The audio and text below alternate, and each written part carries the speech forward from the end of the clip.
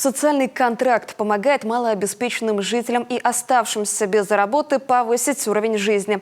Программа запущена в стране по инициативе президента Владимира Путина 2 года назад. И еще более актуальна сегодня – это возможность пройти переобучение и получить желаемую профессию, открыть собственное дело.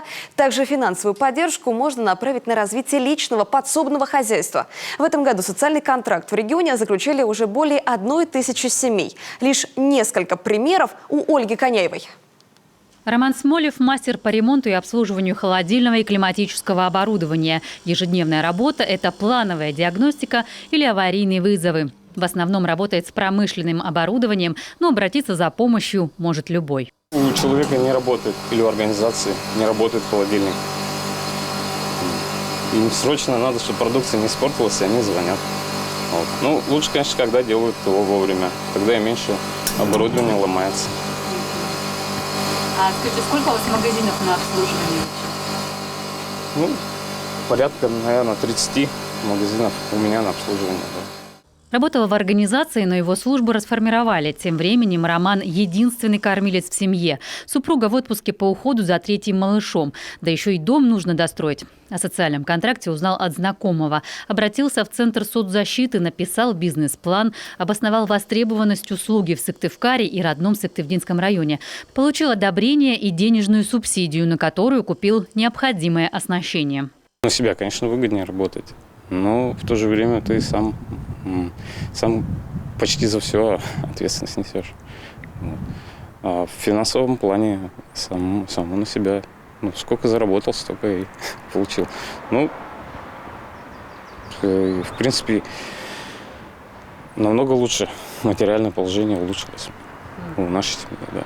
Социальный контракт – это договор между гражданами в трудной жизненной ситуации и Центром социальной защиты на срок от 3 месяцев до года. Направления помощи разные. Каждая предполагает и финансовую поддержку. На переобучение до 30 тысяч, развитие подсобного хозяйства до 100, на старт в бизнесе до 250 тысяч рублей. Это отличное начало, подтверждают участники программы. На прежней работе я выгорела, скажем так. Мне хотелось сменить род деятельности. Для этого я уволилась и встала на учет по безработице в Центре занятости. В Центре занятости мне предложили заняться чем-то самой, бизнесом, подумать над этим и самой заняться. Предложили субсидию. Когда я выбрала свое направление, чем я хотела бы заниматься, изучила все, составила бизнес-план.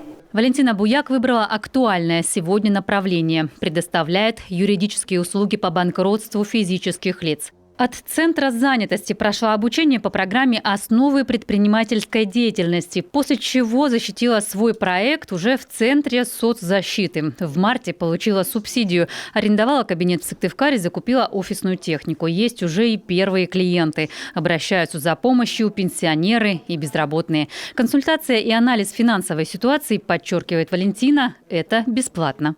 Естественно, процедура банкротства физических лиц, она стоит определенных денег. У нас есть рассрочка.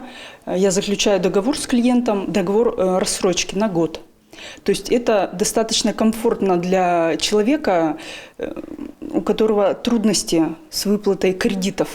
В 2021 году в Коми 3000 семей заключили соцконтракт. В этом уже более 1000. Половина проходит переобучение по желаемой специальности. Больше 200 открыли свое дело. Часть направили финансовую помощь на развитие личного подсобного хозяйства. Специалисты соцзащиты помогают каждому найти свой путь, преодолеть трудности и стать финансово независимыми. Ольга Коняева, Павел Люленмин, телеканал Юрган.